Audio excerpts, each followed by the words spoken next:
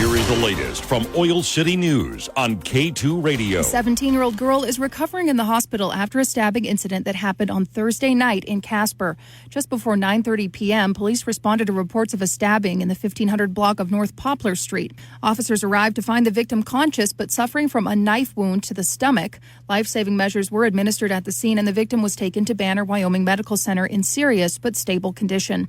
Witnesses at the scene provided a description of the suspect's vehicle, which was quickly found and stopped by law enforcement. 3 juveniles were found inside the vehicle, including a 17-year-old female suspect who was subsequently arrested. She is now facing a recommended charge of felony aggravated assault. The Casper Police Department continued to investigate the scene and interview witnesses Friday morning. Authorities believe they have identified everyone involved in the incident and say there is currently no ongoing threat to the public.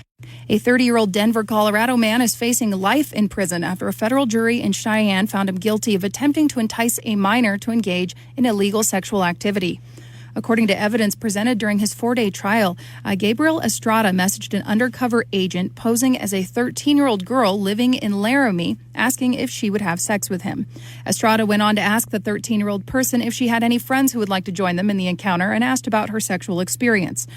After confirming the minor would engage in sexual acts with him, Estrada drove 2 hours from his apartment in Denver to Laramie.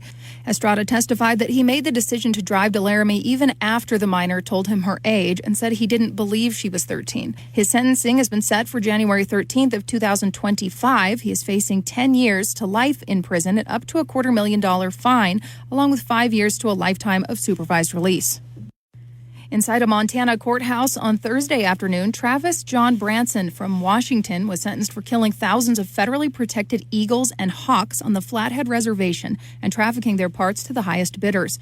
Montana U.S. Attorney Jesse Laslovich spoke to reporters outside the courthouse after the sentencing. He noted that eagles are not merely birds of biological interest, but also this country's national symbol, reflecting America's ideals of freedom and liberty. Federal laws have been passed to protect bald and golden eagles, and ignoring these laws, Travis Branson and others hunted and slaughtered thousands of eagles on the Flathead Indian Reservation for over 30 years and then sold them on the black market across the United States and elsewhere.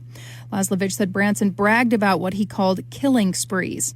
Branson will now spend the next 46 months in a federal penitentiary with no opportunity for parole. In addition to his prison sentence, he's also been ordered to pay restitution in the amount of $770,000. That represents $5,000 per eagle killed and $1,750 per hawk killed. So far, Laslovich had no comment on the identities of others who may have participated in the killing of these protected birds. In other news, folks can get an extra hour of sleep this weekend as the annual fall time change takes effect in Wyoming and most of the rest of the United States, with a few exceptions.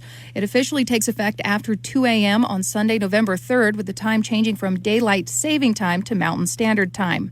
By the way, the correct term actually is daylight saving time, not savings plural time, though the incorrect term is often used in casual conversation. 2 U.S. states do not observe the time change. Arizona, except for the Navajo Nation, and Hawaii, they do not change their clocks twice a year, nor does Puerto Rico, Guam, and several other U.S. territories. And over the past 5 years, 19 states, including Wyoming, have passed laws mandating an end to changing the clocks by going to daylight saving time year-round. But while the federal law allows states to opt out of daylight saving time if they choose, it does not allow them to leave standard time behind without federal permission. While bills to do that have been introduced in Congress in recent years, none have so far become law. Read more at K2Radio.com. Reporting from Casper, this is Colby Fedor.